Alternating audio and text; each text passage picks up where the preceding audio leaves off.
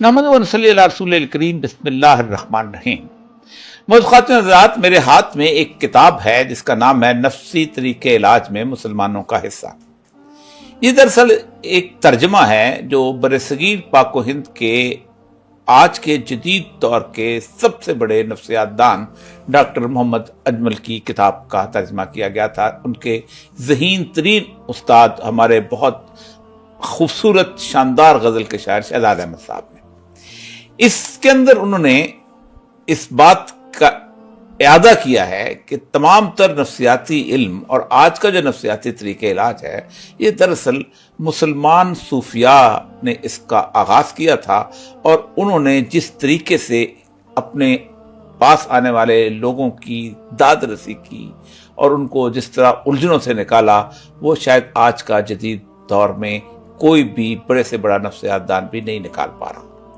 इसके मौज़ूआत आप देखें तो आप हैरान होंगे कि एक ऐसा शख्स जिसकी की पूरी जिंदगी मगरब की तालीम के अंदर गुजरी हो, उस शख्स ने इस किताब में नफ्सी तरीके इलाज में मुसलमानों का हिस्सा, ये बहुत मुख्तसर है लेकिन क्या मावराई इंसान पसंदी मुमकिन है?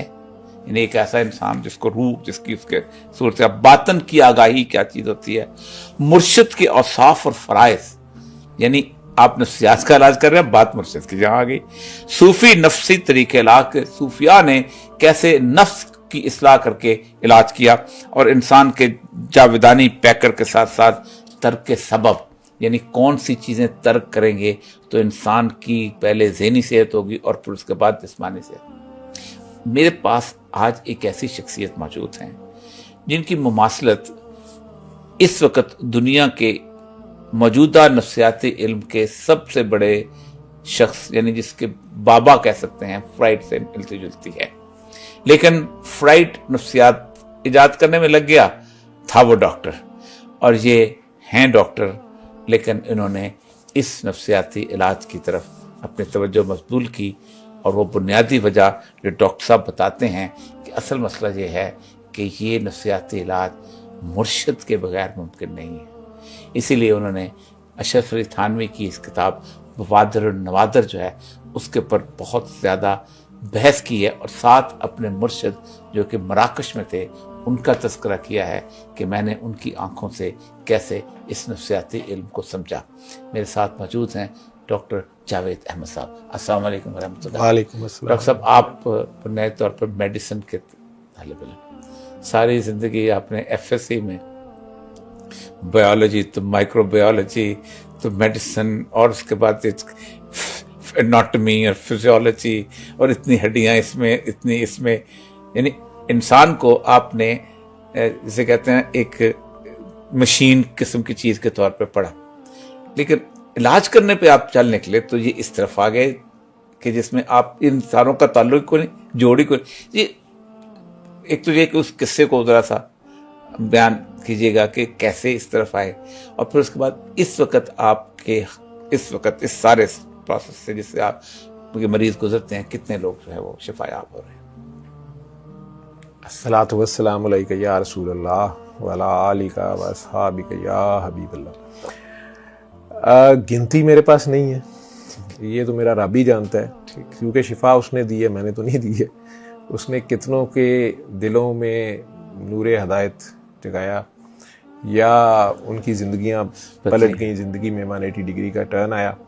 आपने बात वहाँ से शुरू किया जहाँ तक मैं लोगों को लाना चाह रहा होता हूँ और क्योंकि बीमारी होती है यहाँ पे और यहाँ से शुरू होती है। ये रूह पहले कमज़ोर होती है, उसके बाद जिस्म कमज़ोर हो जाता है। डॉक्टर, मैं MBBS डॉक्टर 91-92 में बना। हाउस जॉब की पहली रात से मैंने ये दुआ मांगनी शुरू की। जब मेरे सर पे पड़ी वो 52 बेड्स की वार्ड, सर्जिकल वार्ड थी। अच्छा, सर्जिकल वार्ड जी, स्टार्ट हाउस जॉब हुई तो वो मैंने सारी रात भागा फिरा। पोस्ट ऑपरेटिव नाइट थी, हर मरीज चीख रहा था जिनकी सर्जरी हुई थी। कुछ 25-30 की लिस्ट प्रोफेसर गदई साहब कर देते थे 92 में, बड़े गदई साहब। तो वो सुबह तक डॉक्टरी में तो ये समझ आया कि यार एवं इतना परेशान था, एक दर्द का टीका ही को लाना सी और सुबह देखी जाएगी। या ये ध्यान करना था कि किसी की ब्लीडिंग ज्यादा तो नहीं हो रही, कोई ड्रेन ज्यादा आ रही है, कुछ ये वो यूरिन आउटपुट फॉल तो नहीं कर रही। ये 2-3 चीजें ही देखनी थी, लेकिन टेंशन पहली रात। तो वो जब मुझे याद है कि फजर के वक्त तकरीबन थोड़ा मैं फारिग हुआ, थोड़ा रिलैक्स हुआ, तो मैं आप तो बहुत यंग होंगे इस वक्त। मैं जारी बात है 20-22 साल, 25 मेरी एज थी। अच्छा। तो मैंने मुसल्ला पकड़ा और फजर की नमाज में जो मेरी ज़िंदगी की दुआओं में एक एडिशनल दुआ आई, वो उस रात ये थी कि या अल्लाह तूने हर मर्ज की शिफा नाजिल की है, तो मुझे बता दे, मैं मुफ्त बांटूंगा। सुभान अल्लाह। ये मैं अल्लाह से कह रहा था, क्योंकि मैंने लोगों को तड़पते देखा। उसमें कुछ लोगों को इंजेक्शन अगर मैंने कह दिया कि यार ये तुम बाहर से ले आओ, ये इधर नहीं है, या ये वाला हमने अस्पताल वाला लगा लिया, इससे नहीं इफेक्ट आ रहा, तो उस वक्त भी हुकूमतें ऐसी थी, तो टीके उसी तरह के आते थे। तो अब मैं जब वो तड़प रहा है बंदा और नहीं उसको फर्क पड़ रहा, मैं कि यार ये फिर तू बाहर से ले आया, कोई अच्छी ब्रांड का या कोई अच्छा है। जिस वक्त आप डॉक्टर थे ना, मैं उस वक्त पाकिस्तान में सेक्रेटरी हेल्थ था। आप मैं आपको हमारे से ज्यादा बेहतर हमें पता है कि मसाइल क्या थे। तो वो बेचारा आगे से कह रहा है कि मेरे पास पैसे ही नहीं है, या मैंने इथू फिर ऑपरेशन कराना सी, ਤੁਹਾਡੇ को कराना सी, मैं टीका भी लाना। बाकी बहुत बहुत गरीब लोग थे। तो वो सैंपल्स उस वक्त मुझे फिर आदत पड़ी, मैंने मेडिकल रैप से ना किसी कोई बात नहीं जिंदगी में मानी। अगर मैंने कहा तो सैंपल रख जो थे। अच्छा, वो जो थे मैंने कबर्ड, मुझे जिन्होंने मेरे साथ सर्जिकल वन में ऑब्जर्व किया, याद होगा कि मैंने सैंपल्स की इतनी बड़ी कबर्ड बना मारी थी। पूरा अस्पताल जो था ना, वो महंगे टीके और सारे वहां से फ्री ले जाता था, हर एक सिनेमा वो ले लेता। लेकिन बहरहाल वो उस रात मुझे ये अंदाजा हुआ कि शिफा जो है ना वो उसी ने देनी है। कईयों को टीके लगा के मैंने देख लिया, उसको मसला ही नहीं ठीक हो रहा, किसी का पेशाब नहीं आ रहा, मैं लेसिस के टीके दे रहा हूँ, नहीं आ रहा। तो वो करते कराते ये दुआ हर रोज़ मेरी दुआ का हिस्सा बन गई। और फिर मुझे पैशन जो बना हाउस जॉब ख़त्म होने तक, वो आईसीयू था। प्रोफेसर इशफाक खान साहब की वार्ड मेडिसिन में मैंने उनके साथ काम किया, तो उन्होंने छोटा सा सीसीयू बनाया हुआ था। सीसीयू में हार्ट को डील करते हुए, एक हार्ट मेरा पैशन था और साथ इंटेंसिव केयर, आखिरी हद तक वेंटिलेटर, पेस मेकर। मैंने इत्तेफाक में प्रैक्टिकल लाइफ जब शुरू की इत्तेफाक हॉस्पिटल में, तो वहाँ पर प्रोफेसर मौज़म बेग मिर्ज़ा, प्रोफेसर यूनुस शेख जैसे उस्ताद थे, और आईसीयू 15 बेड का बड़ा ज़बरदस्त आईसीयू था लाहौर के हिसाब से, बिल्कुल नया था। अब तो और बहुत बन गया, और बहुत कुछ बन गया। उस वक्त यही था। ठीक है, बिल्कुल ठीक। तो वहाँ मेरे सीनियर्स बड़े अच्छे थे, डॉक्टर अंजुम, शाहिद, ये सारे लोग, इन्होंने सिखाया भी बड़ा अच्छा। लेकिन पता नहीं, मैं वो पेशेंट के चक्कर में, मैं ड्यूटी भी आईसीयू कह के लगवाता था, और मेरी शिफ्ट 8 बजे ख़त्म हो गई है रात को, तो मैं 12-12 बजे तक उधर ही फिर रहा होता था। खुद ही घर बिल्कुल साथ था। बस मुझे था कि मैं किसी तरह वो सीपीआर सीखते सीखते किसी तरफ निकल गया। और अगले 6-7 साल में मेरे बारे में ये बात भी होती थी कि डॉक्टर जावेद की ड्यूटी में इजराइल नहीं आता। लोगों ने ये कमेंट्स, मेरी नर्सेज, मेरे डॉक्टर कहते थे। इसकी वजह या उनका ख्याल ये था कि ये बहुत अच्छा डॉक्टर है, या ये बात वैसे भी वो जो एक कहते हैं ना, patient as a person treat करना, वो खत्म हो गया हुआ। वो हमारे यहाँ डॉक्टर जो है वो सिम्टम देखता है, उसी से मरीज को भी देख रहा था, वो टेस्ट पड़ता है, कर देता ना, तो वो मैं पेशेंट के अंदर गुस्सा होता था कि क्यों। और दूसरा ये कि आखिर तक मैं आखिरी बॉल तक लड़ने वाला बंदा था, कि मतलब पेस मेकर भी डाल दिया, वेंटिलेटर पे डाले, सीपीआर घंटा घंटा कर रहा हूँ, और उसमें फिर भी हार जाता था। और कई बार उसमें फिर वही दुआ होनी, क्योंकि स्पेशली यंग पेशेंट है, कोई यंग माँ है, वो डिलीवरी के दौरान ही वर्स हुई है, गायनी वालों ने मेरे पास भेज दिया। अब आईसीयू मेरे उस दौर की आईसीयू गायनी की जितनी डॉक्टर इत्तेफाक है वो आज भी मुझे याद करती हैं, या फ़ोन कर लें तो मुझे कहती हैं हमारे लिए तो आप हीरो होते थे। हमें तसल्ली हो जाती थी जब पेशेंट सीरियस, कि जावेद आ गया, बस ठीक है। और मेरा ख्याल है कि मेडिकल प्रोफेशन के किसी भी डॉक्टर के लिए ये बहुत बड़ी बात होती है कि जब उसके उस्ताद जो हैं वो अगर उसे ये कहें कि यार ये मेरे वालिद साहब के ऊपर अगर रात तुम रुक जाओ तो दिन को मैं बैठ जाऊँ, या अगर तू बैठ जाए ना पास और मैं ज़रा थोड़ी देर घर चले जाऊँ, तो ये एक बहुत बड़ी बात होती है। ये मेरी वालदा को अगर तुम देख लो, तो वो दौर आ गया मेरे पे 99 में कि मेरे उस्ताद या हॉस्पिटल के जितने सीनियर डॉक्टर्स थे, चाहे वो हड्डियों के आरिफ हसन खान साहब थे या कोई भी थे, तो वो मौज़म बेग मिर्ज़ा साहब के अपने वालिद साहब, तो ये they trust me, Faisal Masood साहब जैसा बंदा, वो कमाल डॉक्टर, वो मुझे फ़ोन करे, जावेद ए मरीज़ में सिर्फ तेरे आस्ते कर लिया, एनू देख लें। तो आप पता नहीं क्या बन जाते हैं। उस वक़्त एक मरीज़ा की सुई मुझे लग गई, जो उस वक़्त इंतहाई क्रिटिकल हालत में आई थी, और अगले दिन मर भी गई। लेकिन अगले दिन जब उसकी रिपोर्टें आई तो पता चला कि उसको HIV, B और C, ये तीनों वायरस उसकी बॉडी में थे। वो IV ड्रग यूजर भी था HIV का। 99 पूरे मैं 96 में अमेरिका में गया था, पागल हुए थे लोग, पागल हुए। तो वो अब अगले 6 माह के अंदर अंदर वो तीनों जरासीम मेरे जिस्म में थे। और जिस डॉक्टरी के ऊपर अब मैं बड़ा अपने आप को फने खां समझता था, वो मेरे आगे हाथ बांध के खड़ी थी, कुछ नहीं हो सकता। ठीक है, मैं अब समझता हूँ, उस वक्त नहीं समझ आई। मैं नहीं कहता कि मैं कोई अलग खास बंदा था या नहीं था, लेकिन मेरे ख्याल में अल्लाह के लिए हर इंसान, हर ज़ीरू ख़ास होता है। उसकी प्रोडक्ट है, वो तख्लीक है उसकी, वो खालिक है, उसका हर एक के साथ एक डिवाइन कनेक्शन है। ठीक है, हमें उसका पता नहीं होता, हमें उसका एहसास नहीं होता।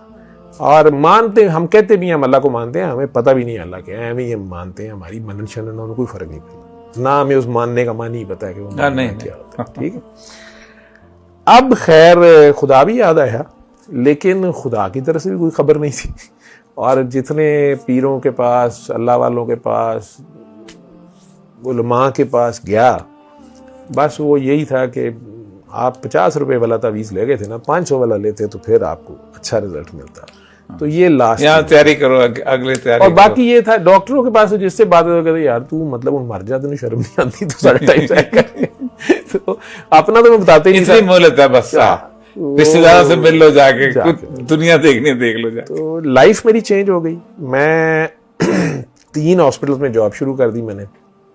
पोस्ट ग्रेजुएशन के मेरे लास्ट ईयर्स चल रहे थे, शादी हुई हुई थी, 2 बच्चे थे, तीसरा ऑन इज वे था।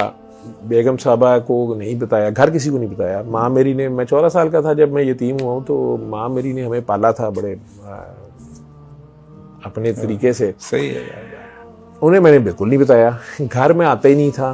3 या 4 रातें मेरी घर मेरी होती थी, बाकी मैं जी हॉस्पिटल्स में बहुत बिजी हूँ, एक से निकला दूसरे निकला तीसरे, फिर वापस पहले। 2 साल के अंदर अंदर मैंने 20 kg वेट भी लूज़ किया। और हर 3-4 महीने बाद किसी उम्मीद पे टेस्ट कराना, कभी अशरफ, कभी नईम, कभी कोई नाम दे के कि मेडिकल रिकॉर्ड में मेरा आ ना जाए कि मैं हूँ। क्योंकि यूनुस शेख साहब, आप डॉक्टर भी थे, कोई भी डॉक्टरी करूँ, यूनुस शेख साहब ने मुझे बस ये हेल्प की, मेरे जो प्रोफेसर थे उन्होंने, मौजम साहब ने तो कह दिया पहले दिन ही कि डॉक्टर साहब की हो सकता है, तो लेकिन कुछ नहीं होता। तो मैंने कभी ना, उन्होंने कभी पूछा कि क्या बना, ना मैंने कभी उन्हें बताया भी नहीं। मैं थोड़ा सा डिसअपॉइंट हुआ कि यार ये हेपेटाइटिस बी की इम्यूनोग्लोबुलिन ज़रा महंगा था, 10,000 का टीका, तो वही लगवा देते। लेकिन इत्तेफाक हॉस्पिटल से तो बड़ा टफ टाइम था, मुशर्रफ साहब आ गए हुए थे, उन्होंने पिछले कुछ 10-12 साल के बिल बिजली के थे ना, वो डाल दिए थे। तो हमें ये भी बताया गया था अगर नौकरी करनी है तो करने, बढ़नी नहीं है तनख्वाह। 99 की बात जी बिल्कुल। तो वो 99 से 2002 तक जो था वो बस ऐसे ही चला। फिर इसी तरह हादसाती तौर पे एक लेडी डॉक्टर, बहुत जूनियर, सोनी सी काकी, वो आई और उसने एक मरीज को मेरे सामने, जिसके बाप को हम कह रहे थे कि अगर तुम ब्लड नहीं लाओगे तो ये मर जाएगा, ये खून की उल्टियां कर रहा है, काले जरकान की लास्ट स्टेज है, तो ब्लड तो तुमने लाना है। और वो रेलवे का रिटायर्ड गार्ड था और बड़े गुस्से से कह रहा था कि मेरी जो जमा पूंजी थी मैंने अकलौता बेटा इस पे लगा दी है, अब इसके बच्चे भी मैंने पालने हैं। वो 35 साल का लड़का था, मरता है तो मर जाए, ये लफ्ज़ थे उसके आखिरी। हर बात तो मायूस हो जाता, बाप मायूस था। और मेरे पास पैसे नहीं है, ना मैं ब्लड ला सकता हूँ, ना मेरे पास कोई सोर्स है ब्लड लाने की।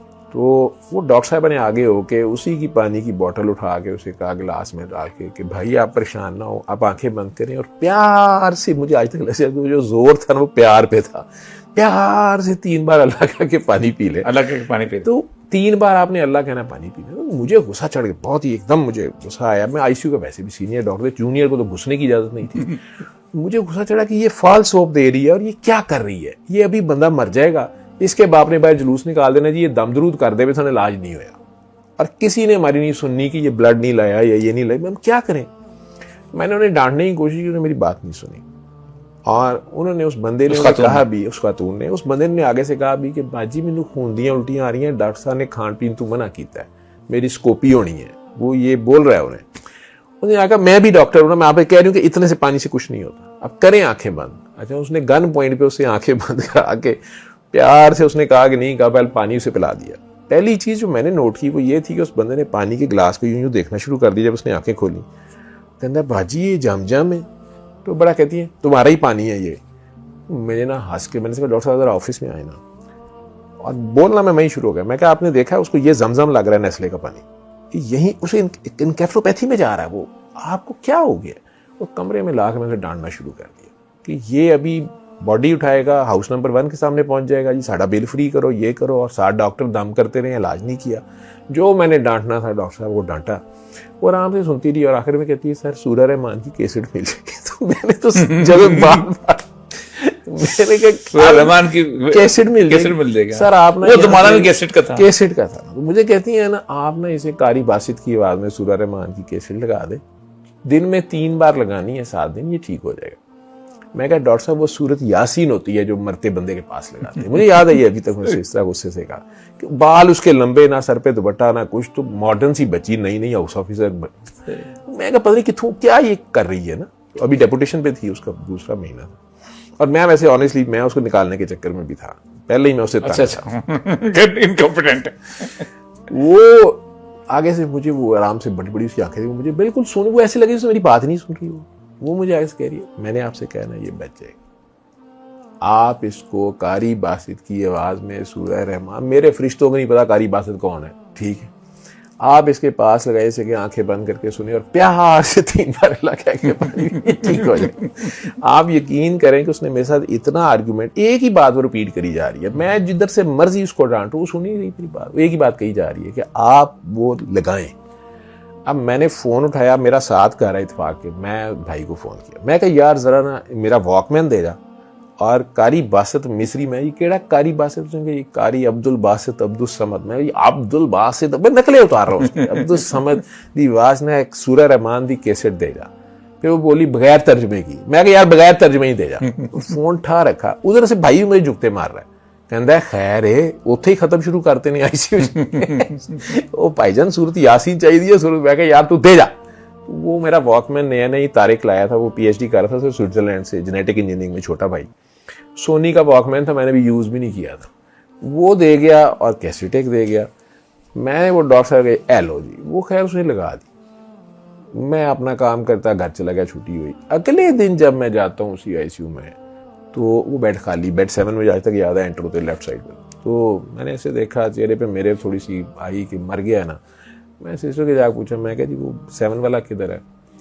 कहीं सर वो ना रात को अमीर अली आ गया था, वो 12 बजे अमीर अली अकाउंट्स का कर आता था, जिसके पैसे खत्म हो गए, तो हम कह रहे थे इजराइल आवे ना आवे अमीर अली जरूर है। ठीक है, तो प्राइवेट हॉस्पिटल में तो होगा, जाहिर बात है वो बेचारा अभी भी मैं ख्याल वही होगा, पतला था वो, उसने कह रहा था कि जी आप पैसे जमा कराएं या जाएं, तो वो कहती जी वो अमीर अली आया था, उसके बाप ने शोर डाल दिया, उसने कहा हमने घर जाना, मैंने नहीं वो चला गया। मैं क्या अच्छा चला गया, मुझे एकदम वॉकमैन, मैं क्या मेरा वॉकमैन दे गया, जी केड़ा वॉकमैन, वो और शिफ्ट की नर्स थी। मैंने फटाफट जाके वो डोली बेड के साथ होती है वो ट्रॉली सी, उसमें देखा कुछ भी नहीं था, मैंने दिल में अपने वो गालियां शलियां देख क्या वॉकमैन, नया वॉकमैन। एनीवे सर वो 8वें-10वें दिन उसका बाप और वो आए, सलीम उसका नाम था, और वो मैं आज तक मुझे याद है कि उसका बाप पागल हुआ, डॉक्टर जवेद साहब कितने, मैं ही डॉक्टर जवेद हूँ, क्या मसला है इतना वो, हाँ अल्लाह ਤੁਹਾਡਾ भला करे फलाना। वो मैं कह जी क्या मसला है? वो जी मेरे पुत्र को भूख लग रही, बेटा उसका जरा ठहर के एंटर हुआ, ऐसे चलता। मैंने उसे देखा, कपड़े अभी भी उसने वही काला लिबास पहना हुआ था, और वो आके सलीम बहरहाल खड़ा हो गया। मैं कहा सलीम तुम्हारे पखाने का रंग क्या है? मुझे ये था पखाना खून अभी भी आ रहा होगा, और वो सारा कहते जी येलो है।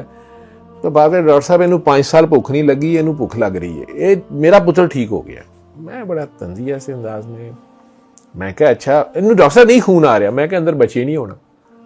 ये मुझे आज तक याद है इस तरह। वो आगे से उसने जेब से वॉकमैन निकाला, वो मेरी मेज पे रखा, वो तो मैंने फटाफट ड्रार में रखा, और मैंने कहा इसका ना टेस्ट कराते हैं पीसीआर का। मेरे गैस्ट्रोएंटरोलॉजिस्ट बैठे हुए थे, उन्हें मैंने कहा सर ये पेशेंट है सूरज, मैंने कहा यार कमन शट अप, पूरी दुनिया में इससे ठीक होते हैं लोग। वो बड़े गुस्से से उठ के ना मुझे कहते इसको लाओ जरा, उधर लाओ ना, मैं जरा इसका अल्ट्रासाउंड करता हूँ। ठीक, तो उनसे कहते आओ ना जरा, तो वो उन्हीं का पेशेंट था। वो 5 साल से उनसे इलाज, उसने खैर पेशेंट ने आगे से बड़ी बदतमीजी से कहा 5 साल में बड़े पीसीआर कराए थे, बड़े अल्ट्रासाउंड कराए। पेशेंट ने कहा मैं ना, वो कहते मैं देखता हूँ जिगर इसका बढ़ गया, मैं देखता हूँ जिगर इसका नॉर्मल साइज हो गया। तो कहना ना होया हुए मैं ठीक हाँ, तो हड्डियां दवाइयां मैनू भूख नहीं सी कदी लगी। अच्छा मैं वो तो खैर सर चले गए। मैंने कहा अच्छा अपना फोन नंबर दो। मुझे याद है उसने पीटीसीएल नंबर लिखवाया था, उसने कहा ये सामने पान वाले की दुकान दा है, साढ़े घर नंबर नहीं गा, वो सानू बुला देता है। तो उस जमाने में ये भी कल्चर था, पीटीसीएल होता था, वो बुला देते पूरे महल्ले की, हमारे महल्ले में एक फोन होता था। तो मैंने नंबर ले लिया। मैंने वैसे ये किया कि अगले कुछ अरसे में हाल रोड से 600 रुपए का वॉकमैन मिलता था चाइना का, वो मैंने मंगवा के यार बेड पे रख लिए, और इत्तेफाक हॉस्पिटल डिसेंट मेडिकल स्टोर अभी भी वहीं है, और वो लोग जानते हैं, वो गवाही दे सकते हैं। वहाँ मैंने कैसेट्स रखवा दी। फोर्ट्रेस स्टेडियम से मैं ऑफ बीट से रिकॉर्डिंग कराता था सूरह रहमान जी, उधर होती दुकान ऑफ बीट होती थी, और वो जनाब मैंने वो लगवानी। जिस मरीज ने नए आना, नर्सेज ने उसको लिख देना उन्हें नहीं पता था। उन्होंने वो जब दवाइयाँ लिखने ये बेसिकली हैं, और इमरजेंसी से वो आईसीयू से लग तो जाती थी, रिप्लेस उन्होंने करनी होती थी, मरीज ने लाके रिप्लेस करनी।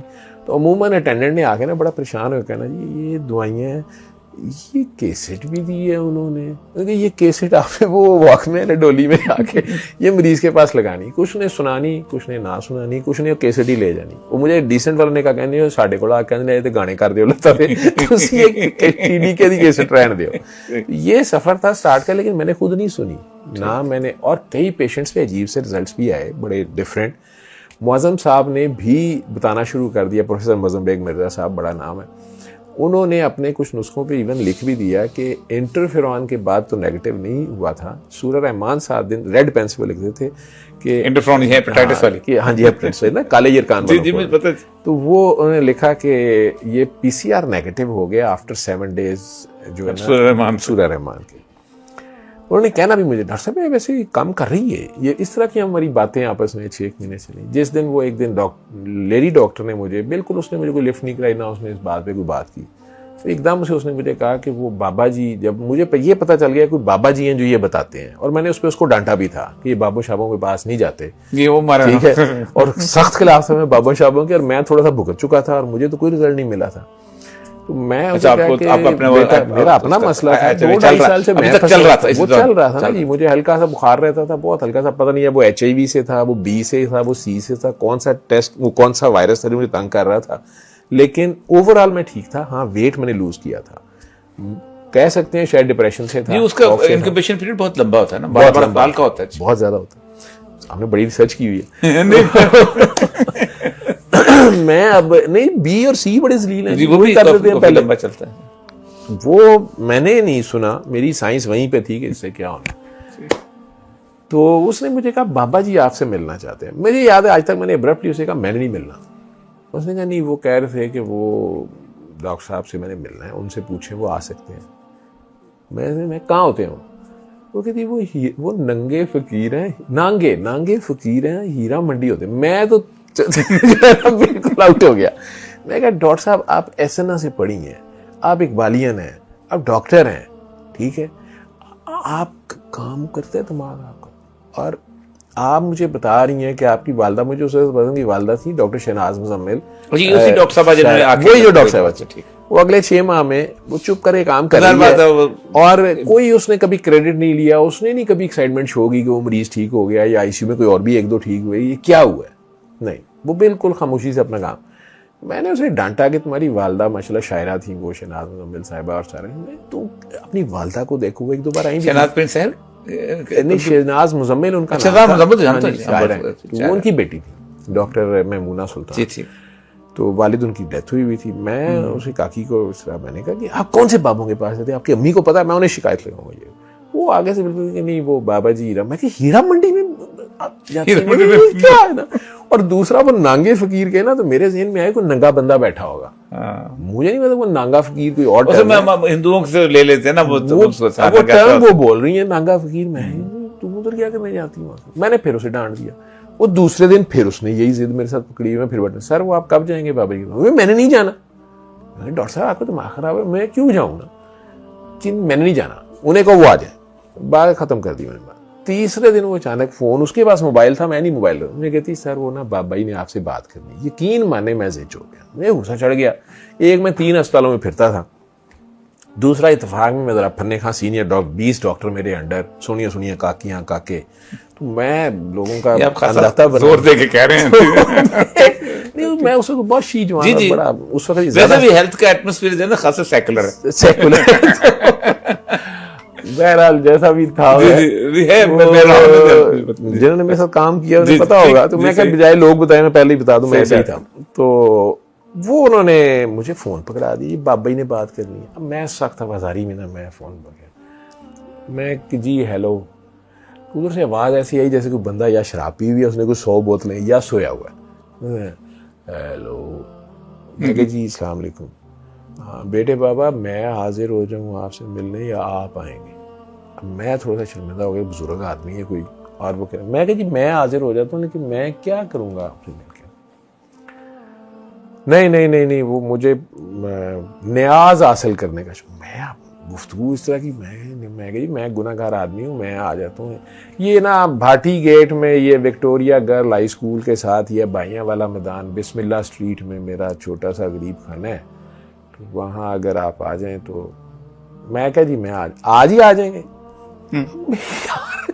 खैर उस दिन मेरी नाइट फ्री थी, तो मैंने कहा जी मेरी 8 बजे ड्यूटी खत्म होगी, तो मैं देखता हूँ भाई से पूछता हूँ, अगर मुझे ले आता है, मुझे उस इलाके का नहीं पता, मैं इंतजार कर रहा हूँ।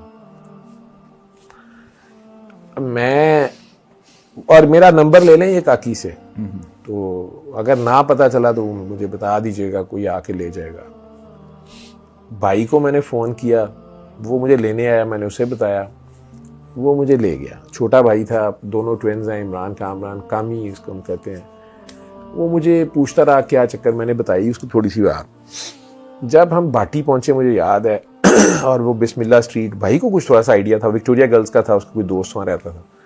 वहाँ तक जाके उनके घर के दरवाजे के ऊपर लिखा हुआ मखदूम सैयद सफदर अली बुखारी, बुखारी हाउस, ये लिखा हुआ।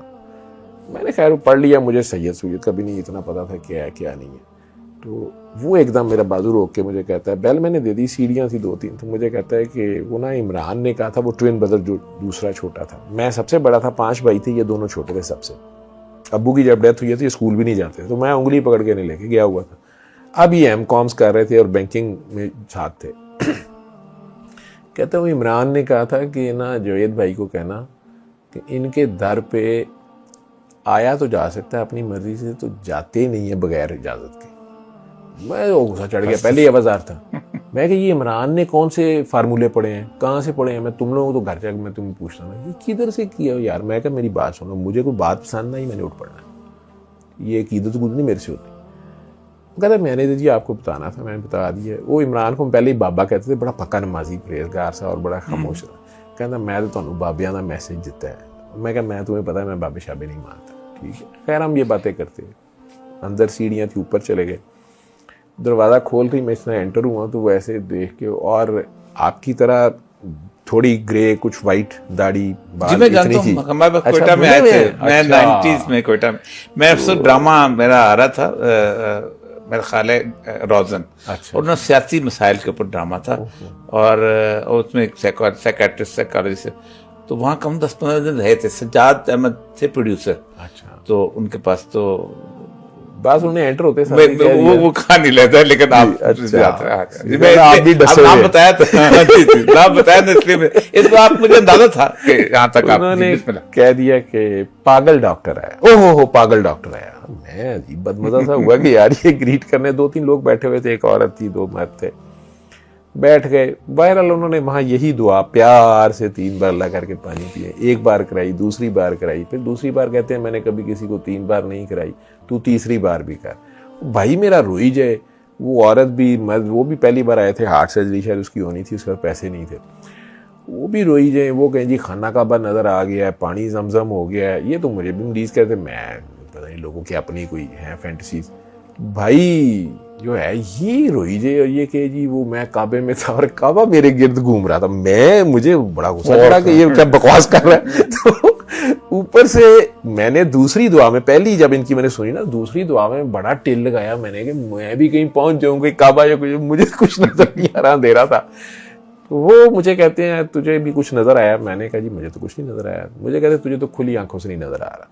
अब मैं यार ये अभी बात मुझे नजर आ रही है, बंदा अभी चढ़ाई करी जा रहा है। मुझे कहते हैं मैंने कभी 3 बार किसी को दुआ नहीं कराई, चलो तुम्हें कराते हैं। खुद भी उठ के बैठ गए बेड में, और नीचे ही उन्होंने वो गद्दा सा डाला होता था, आंखें बंद करो और प्यार से 3 बार अल्लाह। मैं तीसरी बार भी आंखें बंद कर ली, और मैं उस वक्त सोच रहा कि मैं इनसे पूछता हूँ ये तस्वीर किसकी है जो आपके हेड पे लगी हुई है। उसमें सिंधी टोपी पहनी हुई थी, अजरक थी, गोल्डन ग्लासेस थी, तो वो मैं मैच ही नहीं कर रहा था कि ये सेम बंदा है। तो जब मैंने आंखें खोली तो उन्होंने टोपी रखी हुई, अजरक पहन ली, वो पास से कहीं उठा के और गोल्डन ऐनक लगा के, और मुझे कह रहे आए अपना नंबर लिखा। अब नहीं पूछा कुछ नजर आया कि नहीं आया। तो मैं एकदम मैं कह जी आपको तो मैं दाता साहब मिला था पिछली बार, पिछले रमजान में। उस दिन भी रमजान था जब मैं उनके पास बैठा हुआ था, 27वीं रमजान थी, 2 दिसंबर थी 2002 की। और उससे 1 साल पहले मैं दादा साहब, वो हमारे सामने एक अम्मा जी रहती थी, मेरे पीछे पड़ी हुई थी 4-5 महीने से कि तुमने नौचंदी जुमेरात दादा साहब जाना है। तो मैं सख्त चिढ़ता था और मैं अम्मी को कहता मैं नहीं जाना, ये अम्मा जी मेरी पीर बन रही है। वो सैयदादी थी, लाहौर कॉलेज की कहीं प्रिंसिपल रही हुई थी, माइग्रेट होके आई हुई थी, अब रिटायर हो गई हुई थी। एक बेटी थी ना, उसकी शादी करती थी और वो कहती थी नाना जान आते हैं, हमें क्रिकेट नहीं शाम को खेलने देती, हमारी चिड़ी है थी, गली में क्रिकेट नहीं खेलने देती थी, अगर बॉल चली जाए वापस नहीं देती थी। वो कहती थी ये सड़क, ये मतलब उनके घर का गेट और वो रैंप ये गंदा कर दिया, नाना जान ने आना। हमें उस वक्त ये नहीं पता था कि नाना जान नबी पाक सल्लल्लाहु। हमें कह यार ना इन्होंने घर कोई आंदा है ना जानता है, नाना जान ने पता नहीं कदू आना है। तो बच्चों के अपने मजाक बने हुए थे।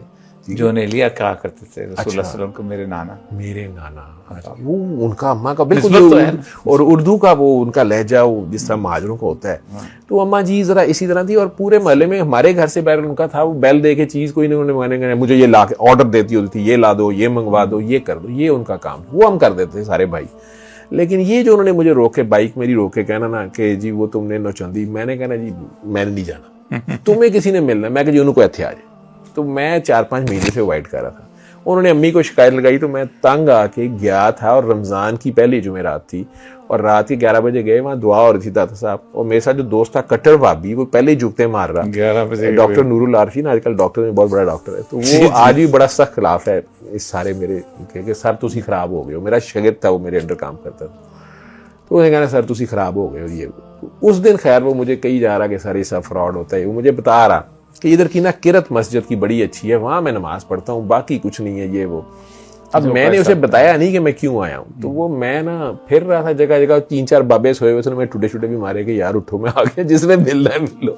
मुझे कोई नहीं मिला, वो खत्म हो गई। तो मुझे उसने कह भी सर आप किसको ढूंढ रहे हैं। मैंने फिर उसको कहानी सुनाई तो उसने मेरी बड़ी किट लगाई कि सारो अम्मा ज़हनी मरीज है, आपको क्या हो गया। कहते चले आए ईशा रह गई है वो पढ़ लें। तो वो हम मस्जिद में गए थे और वहाँ नमाज रात 11-12 का टाइम था, कोई महफिल नात हुई थी, क्या होता है चावल गिरे हुए थे, लोग सोए हुए, कुछ जगह नहीं थी जहाँ पे आप नमाज पढ़ लें, तो अगली सफ खाली हो, आप खड़े होकर नमाज पढ़ लें।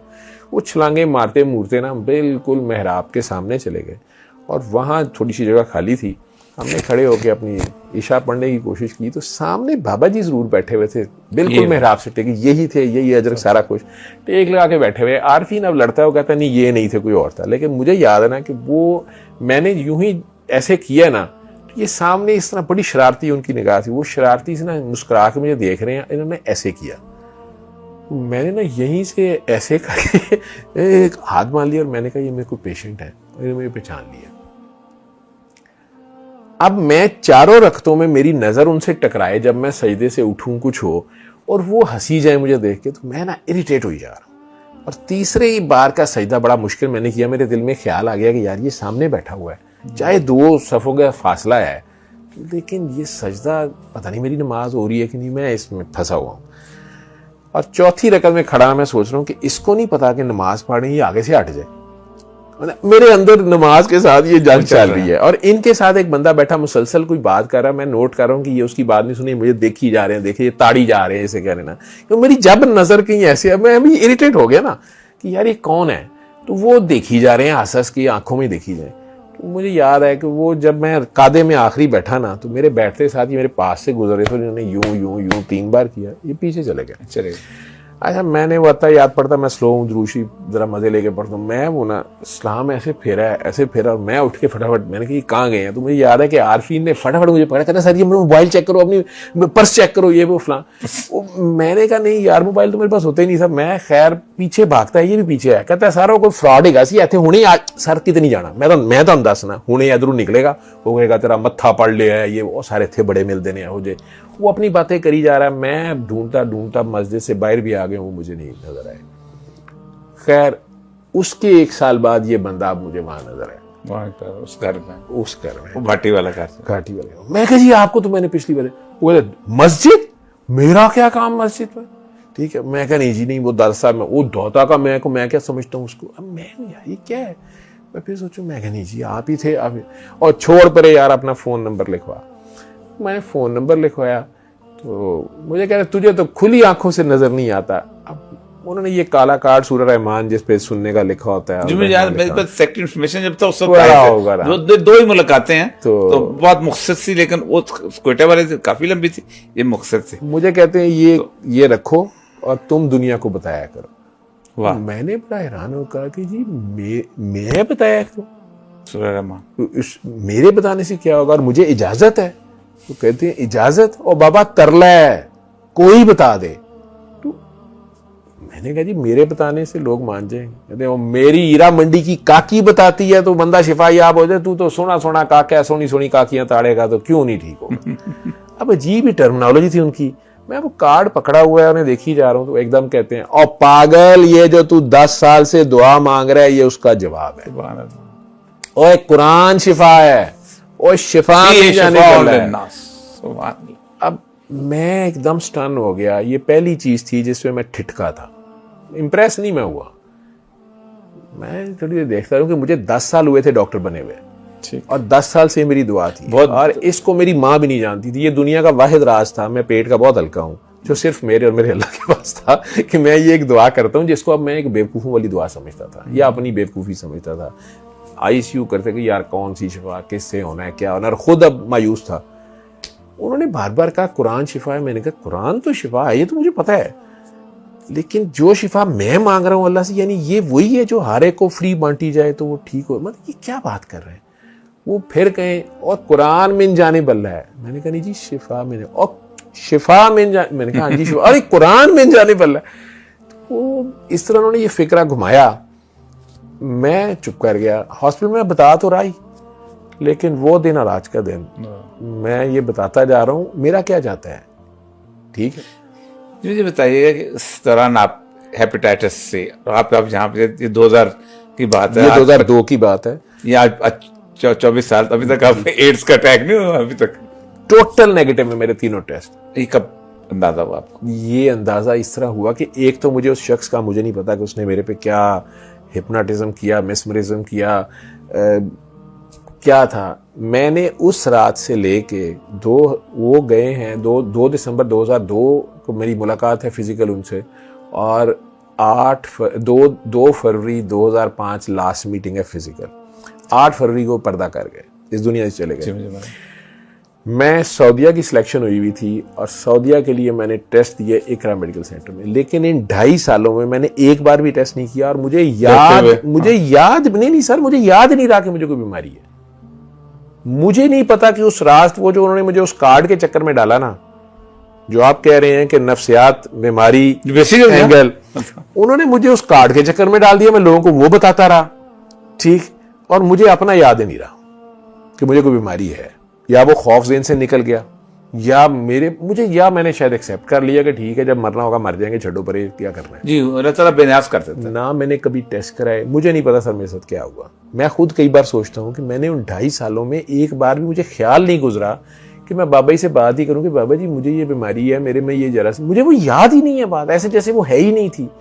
याद मुझे कब आती है, बाबा जी जा चुके हैं, इकरा मेडिकल सेंटर अकबर चौक पे है लाहौर में, वहाँ मैं अपने रिजल्ट्स लेने जाता हूँ जो सऊदीया की सिलेक्शन हुई हुई है। तो अब मेरा मेडिकल टेस्ट मेरा वो ही थे, सऊदी एम्बेसी उन्हीं के मानती थी।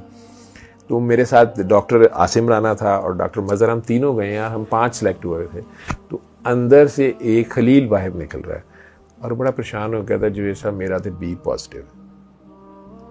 मुझे आज तक याद है उसको हेपेटाइटिस बी, मैं उसको ऐसे करके देखा और मेरे सारे 14 तबक रोशन हो गए कि ये मैंने क्या गलती कर दी है, ये तो मैं इंटरनेशनल रिकॉर्ड में आ गया, ये मैंने क्या कर दिया। क्योंकि मुझे यूनुस शेख साहब ने कहा था जब पहले दिन ये प्रिक हुआ, उन्होंने कहा आप किसी को बताना ना, तुम्हें एडमिन साइड पे कर देंगे यार, I don't want to lose a doctor like you. क्योंकि प्रैक्टिकल मैं तो सेंट्रल लाइन यूं डालता था, पेस मेकर में 10 मिनट में डालता था। तो वो मैं कहा कि यार ये तुम्हें एडमिन शेडमिन में कर देंगे, ये तुम्हारे लिए नहीं ठीक है। तो मैं उसके बाद कभी जिक्र नहीं किया था किसी से। अब मुझे याद है कि मैं उस खिड़की की तरफ जा ही नहीं रहा था, मैंने आसिम में कहा यार मेरा भी ले ले, ID कार्ड में उसे पढ़ा दिया। मुझे याद है आसिम वापस आया, कहता है कि सर वो कह रहे हैं उनको आप यहाँ। तो मैं खैर खिड़की पे गया, ऐसे ही था जैसे मुझे डेथ वारंट देने हैं उसने। वो उस बंदे ने मुझे बड़ा हंस के कहा, वो बादशाह असी कड़ी मिठाई मांग लेनी है, तुम फिटे गए हो। मुझे आज तक वो कार्ड मैंने अपने पास रखा हुआ है इकरा वाला, ठीक है।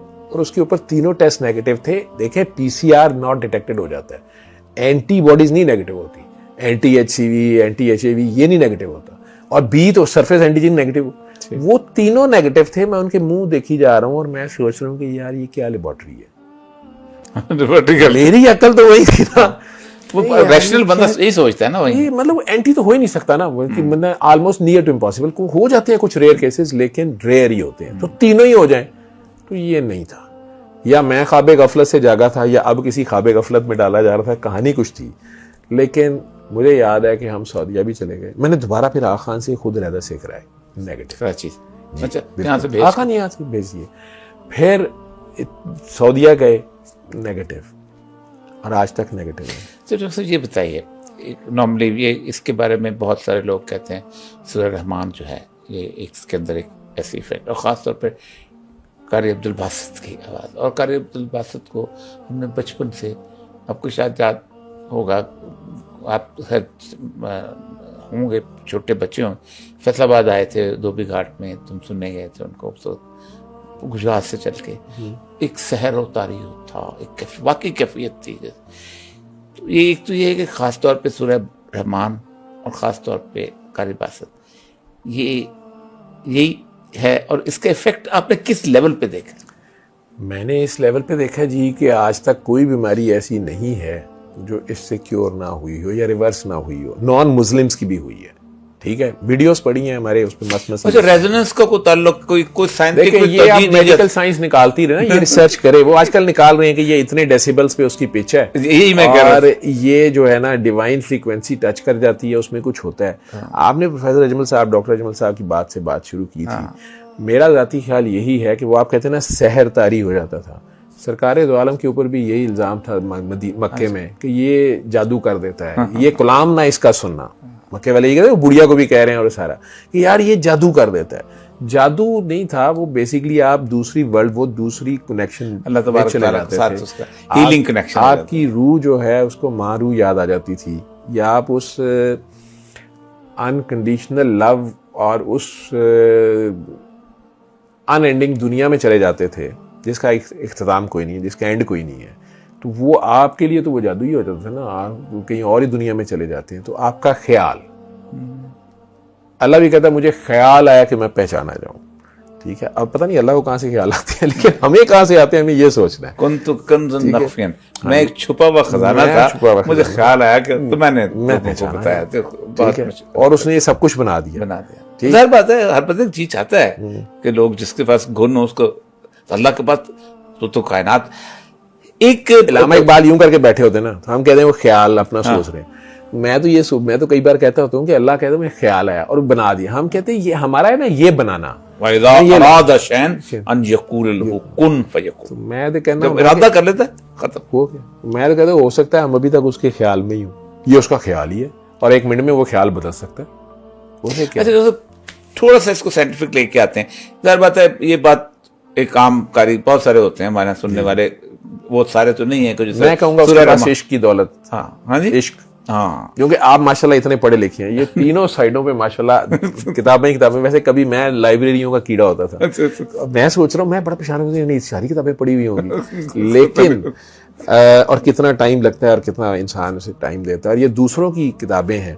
इस पूरे कमरे में सबसे खूबसूरत, सबसे इंपॉर्टेंट किताब, खूबसूरत नहीं मैं कहता, सबसे इंपॉर्टेंट किताब जो है, सबसे कीमती किताब जो है, वो कौन सी है? वो तो कुरान पाक है। कुरान पाक आपके वो सामने नजर आ रहा है इंग्लिश में। मैं कहूंगा कि वो आप है। कुरान का मौजू इंसान है ना जी। आप खुद एक किताब है, ठीक है, वो कुरान आपके अंदर है, ठीक है, अल्लाह ताला बिल्कुल कहते हैं उसकी किताब मैंने उसके सीने में उसकी रख दी। तो अपने आप को पढ़ना होता है, हम सारी जिंदगी अपने आप को नहीं पढ़ते। हज़रत अली का कौल है कि मन अरफ़ नफ्सहु फ़क़द अरफ़ रब्बह, जिसने अपने आप को पहचान लिया उसने अपने रब को पहचान लिया।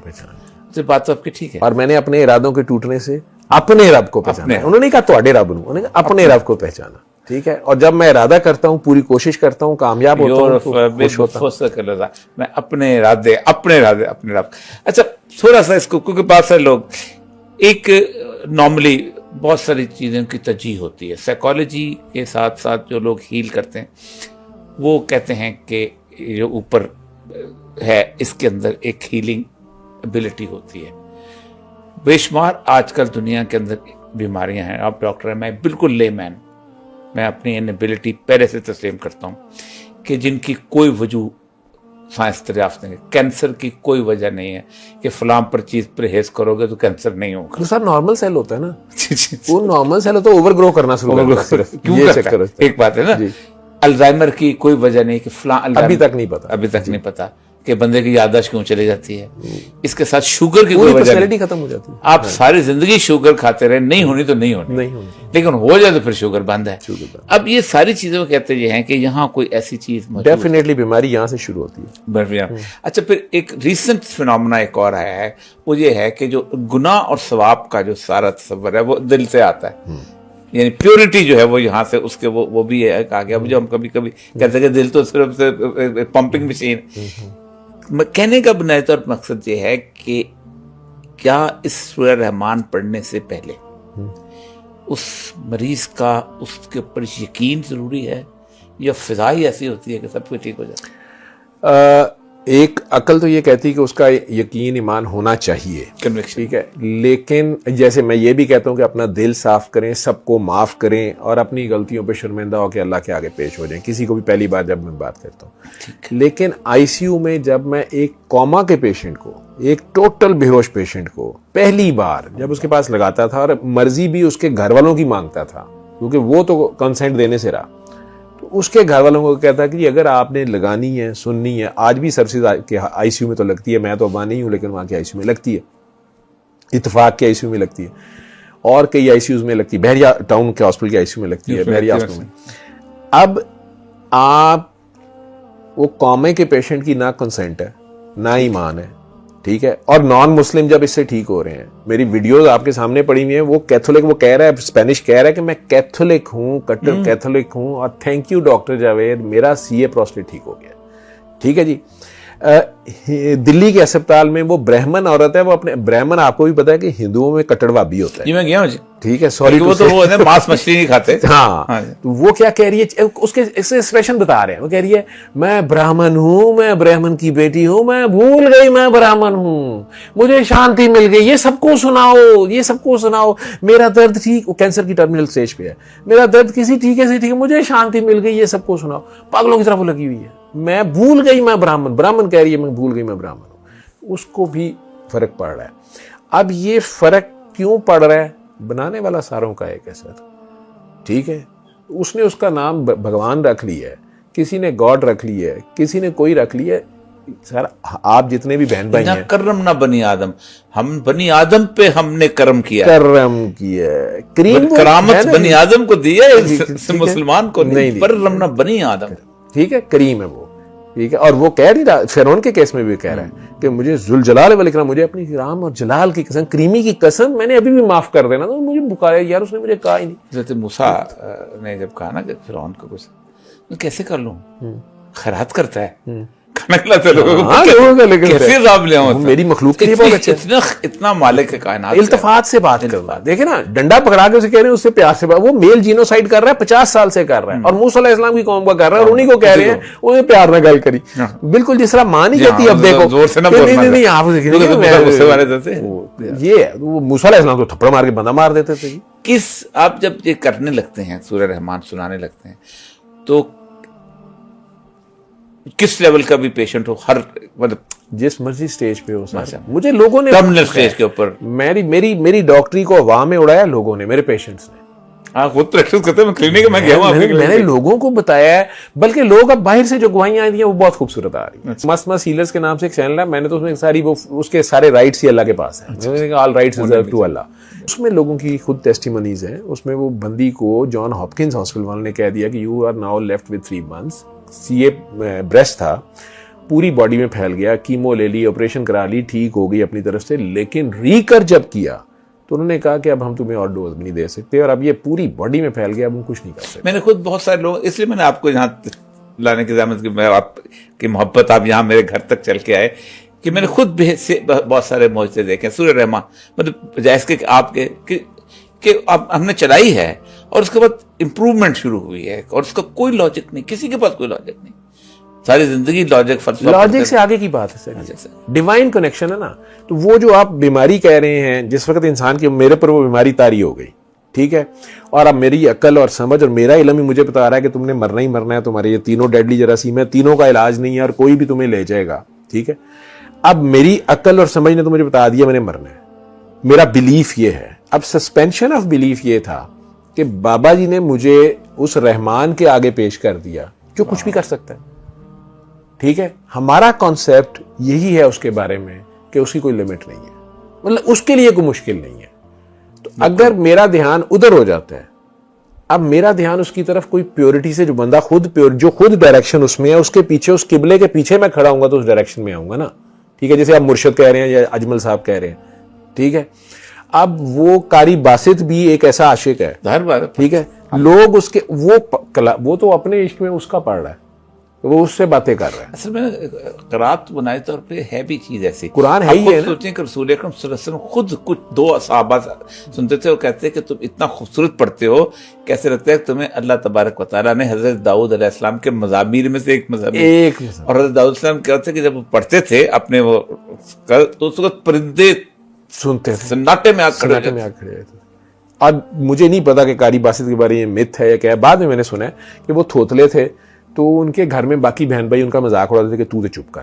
तो वो बेचारा रोता था कि मैंने भी सुनाना है, क्योंकि घर में माहौल था, उसके वालिद थे जामिया सर के, तो वो उसकी वालदा ने कहा बेटा तू साथ जंगल में जाके प्रैक्टिस किया। वाह वाह वाह वाह। तो वो जंगल में पढ़ता था। तो एक दिन आगे उसके माँ ने कहा तुमने आज जाना नहीं किरत की प्रैक्टिस नहीं करनी? उसने कहा मैंने नहीं जाना। तो क्यों, क्या बात है?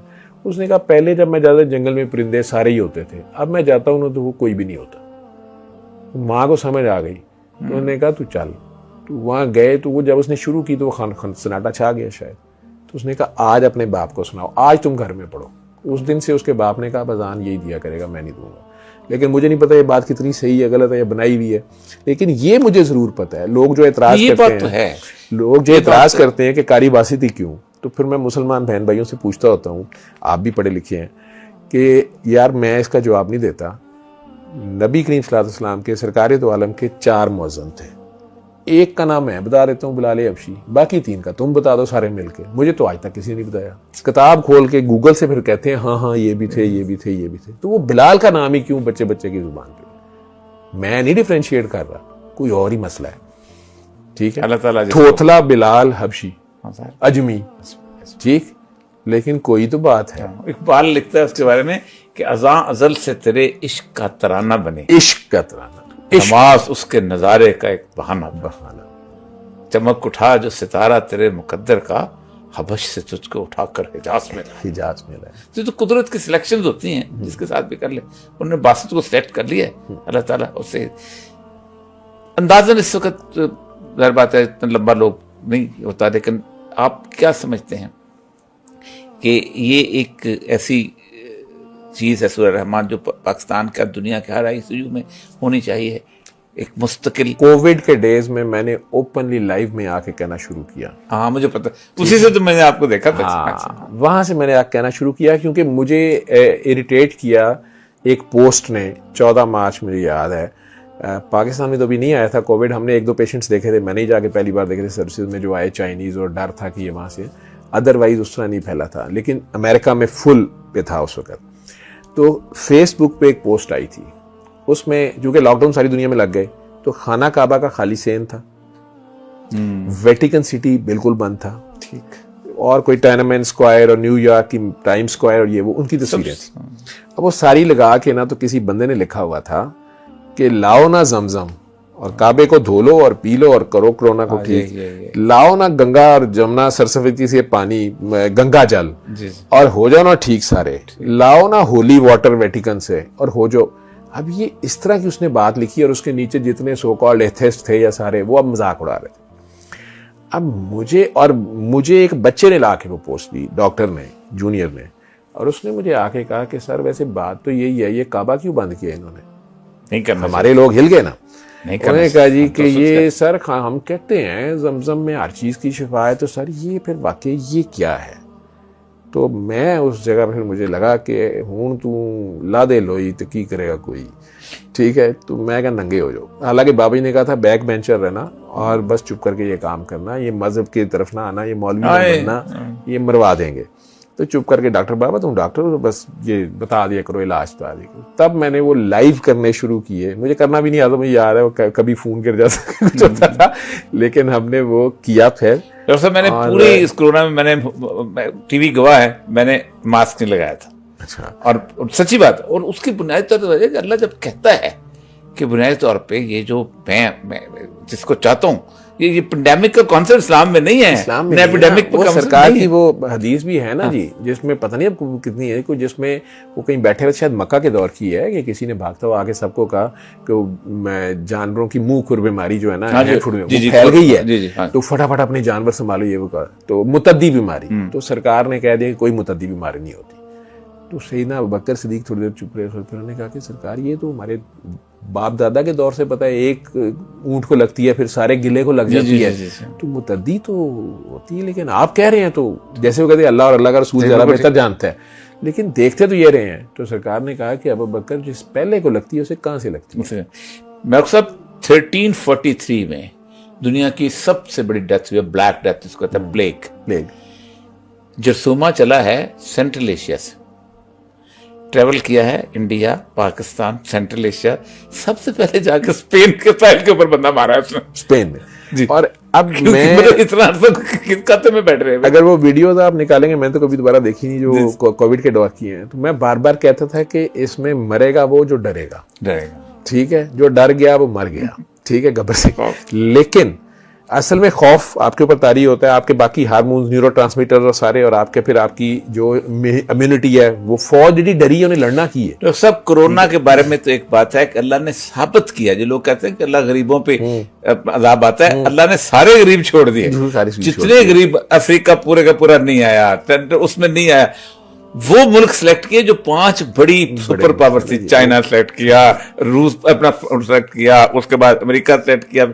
तो ये तो इतनी बड़ी दलील थी इसके सामने। पर आपका उस वक्त मैंने याद है कि आप उस वक्त आए थे और आपने खासा आखिरी कोई बात इस हवाले सर, इसमें वो रह ना जाए बात, चूंकि हम उधर चले गए थे, मैं डर रहा था मुझे कि प्लेग के साथ ताउन, जिस तरह वो पाकिस्तान मुस्लिम्स का जो लश्कर गया था रोम और वापसी पे हजरत अबू उबैदा जरा और सारे लोगों के, तो उसमें जो हुक्म था सरकार का वो ये था कि फिर जहां मैं ये बात बार बार कह रहा था कि वहां से क्वारंटाइन बड़ी जबरदस्त सरकार कर रहे थे कि वहां से निकलो ना, और जहां सुना है वहां जाओ ना। ये आपने कहा। मेरा ख्याल है कि वो खौफ और वो जो होता है ना बैरियर तोड़ने के, वो एक दूसरे का आपस में वो बैरियर तोड़ने के लिए, नहीं तो वो एक दूसरे को डर के ही आपको लग जाता है, आप जो मर्जी हो डर तो जाते हैं, आप अनदेखे का खौफ, ठीक है, लेकिन अगर अनदेखे से प्यार हो जाए तो वो और बात है। असल में होता है कि पूरी एक बस्ती के ऊपर वो सारा कुछ आ रहा होता है, और अल्लाह ताला तरफ से होता है, अल्लाह ताला खुद फरमाता है इत्तकू फितनतन ला तुसीबुल लज़ीना ज़लमू मिनकुम खास। तो दुनिया में उस वक्त आईसीयूज में ये लगी है, और अक्सर गोरे ने अब ये शुरू कर दिया दी साउंड हेल्थ, अगर आप गूगल पे डालेंगे ना, दी साउंड हेल्थ, बहुत बड़ा सेंटर उन्होंने यूएस में बनाया है, बिलियंस ऑफ डॉलर एनएचएस ने बनाया है, और वो साउंड फ्रीक्वेंसीज पे काम कर रहे हैं, और उसमें उन्होंने सारे बड़े बड़े पीएचडी डॉक्टर्स लिए हैं, न्यूरोफिजिशियंस, वो सब रिसर्च कर रहे हैं कि साउंड से हीलिंग कैसे हो रही है। और उसमें उन्होंने ये मान लिया है कि बेथोवेन की 8th या 3rd सिम्फनी से ब्रेस्ट कैंसर के जो सेल्स हैं इन विट्रो वो तो मर गए, अब वो आगे रिसर्च कर रहे हैं। जॉन हॉपकिंस की, हार्वर्ड यूनिवर्सिटीज़ की 1-2 प्रोफेसर ने कह दिया कि हमने बच्चों के ऊपर फलां म्यूजिक लगाया है तो जी उनका ये बेहतरी आ गई, ये बेहतरी आ गई। मैं इमाम गज़ाली के अभी चंद दिन पहले किताब खत्म की है मौसीकी के ऊपर, उन्होंने बकायदा साबित किया है कि फी नफ्से ही मौसीकी इस्लाम में हराम नहीं है, हम लोगों ने हराम कर दी। वो असल में जब होता है, वो तो अभी प्रिंस मोहम्मद ने बताया ना कि सारी हदीसें किसी भी चीज का तड़का, उनको फतवा लगेगा मुनकर हदीस का, किसके, वो शहजादा जो सऊदी अरब नहीं लगाना तो चाहिए, अब अहले हदीस लगाएंगे ना उनके ऊपर मुनकर हदीस। मैं और आप अगर कह दें ये हदीस को कहते मार दो, ये मुनकर हदीस, उन्होंने सारी हदीसें ही उठा के कह दिया कि कुछ भी नहीं है। तो फी नफ्सी फोश का तड़का जिसको भी लगे हराम हो जाता है इस्लाम में, सिंपल सी बात है। वो मौसीकी जो हिजान तारी कर दे, ठीक है। देखिए ना, मैं आपको अर्ज करूँ डॉक्टर साहब हराम है कि रूपर्ट मर्डॉक बहुत बड़ा वो है, उसने कहा 4 चीजें हैं दुनिया के अंदर आप कर दें तो दुनिया पे काबू पा लेंगे। उसके वो मीडिया का बहुत बड़ा, उसके पास 30% मीडिया दुनिया, उसमें पहली चीज पता है क्या उसने किया, उसने कहा सारे का सारा म्यूजिक इलेक्ट्रॉनिक कर दो, जो बांसुरी सुनेगा, जो तबला सुनेगा, जो रुबाब सुनेगा, ये चीजें सुनेगा, वो सुकून में रहेगा। बीट्स चेंज कर दो, एग्रेशन माशरा तबाह बर्बाद हो जाएगा। देखिए डॉक्टर साहब बहुत बहुत शुक्रिया आपकी इनायत, आप इस घर पे तशरीफ लाए, आपकी बरकत यहाँ पर आई। अल्लाह ताला आपको ऐसे ही लोगों के दुखों को ख़त्म करते और उनको हील करते हुए अल्लाह ताला आपको उस मुकाम पे ले जाए कि जहाँ अल्लाह ताला ने वादा किया है अपने नेक बंदों का। आपकी ज़रा हज़रात, सूरह रहमान के हवाले से बेशुमार बातें लोग करते हैं। हमारे यहाँ मामला ये है कि हम सूरह रहमान उस वक्त लगाते हैं जब हम दुनिया भर से मायूस हो जाते हैं। सूरह रहमान अव्वल से लेके आखिर तक, आगाज़ से लेके अंजाम तक अगर आपके साथ है तो अल्लाह फरमाते हैं वैसा मरस तो हो यशफीन, जब मैं बीमार पड़ता हूँ तो वही मुझे तंदुरुस्त करता है। अल्लाह तबारक व तआला के इस मैसेज के साथ और इस यकीन के साथ आपसे इजाज़त चाहता हूँ कि काश हम दवा इस्तेमाल करते हुए सिर्फ ये सोच लें कि ये सिर्फ मेरा एक स्टेप है, इसकी कोई हैसियत नहीं सिवाय एक चाक के या मट्टी के एक जर्रे के। इसकी शिफा अल्लाह तबारक व तआला के पास है।